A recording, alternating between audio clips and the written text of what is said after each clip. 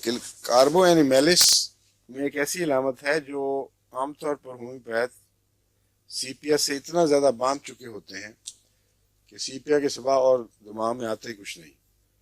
वो है नाक पर ब्राउन काठी जो यहाँ तक असर दिखाती है।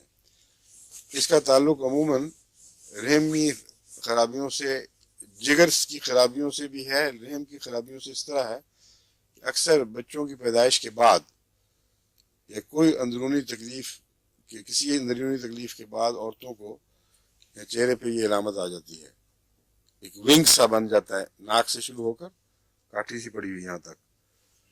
और वो सीपिया के मुतालिक इतना लिखा होता है किताबों में कि यूँ लगता है कि सीपिया दी और वो गया, और मैं तो सीपिया दे दे के थक गया हूँ।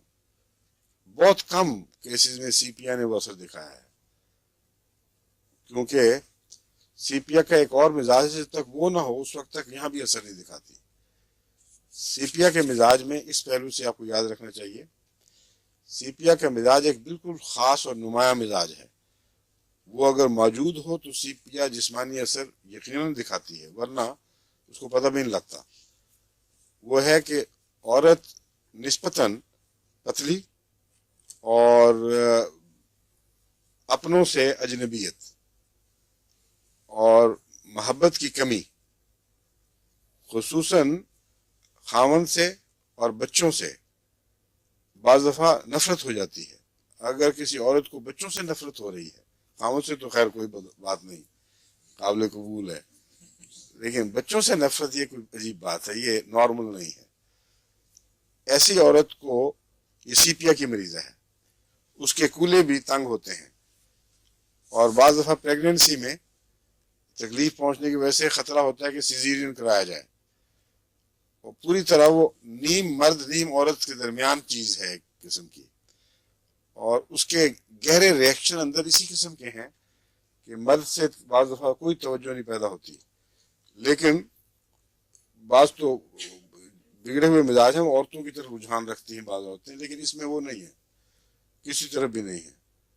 फटा जैसा बस अपना अलग आराम, कोई ताल्लुक नहीं।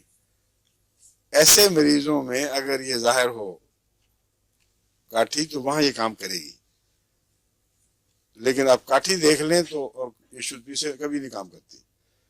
और ये आम बीमारी है, ये बहुत सी औरतों में बेचारियों में जब वो होता है, बच्चा पैदा होता है तो कुछ खराबियां अंदर ऐसी पैदा हो जाती हैं, बाज़ दाइयों की वजह से, बाज़ और इन्फेक्शंस की वजह से, और साथ ही जिगर पे असर हो जाता है, उस वक्त ये काठी निकलती है।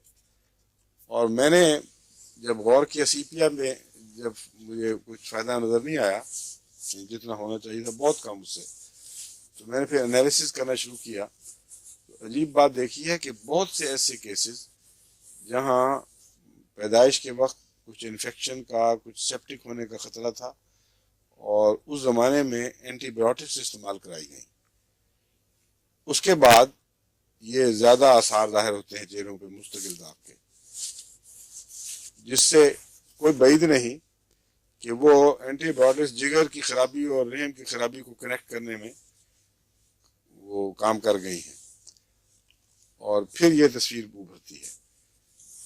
उसमें एक दवा जो काफ़ी मौसर है, मगर उसकी वही मिजाज, उसका नरम ढीला ढीला कैंसर की तरफ टेंडेंसियाँ, वो कार्बो एनिमेलिस है।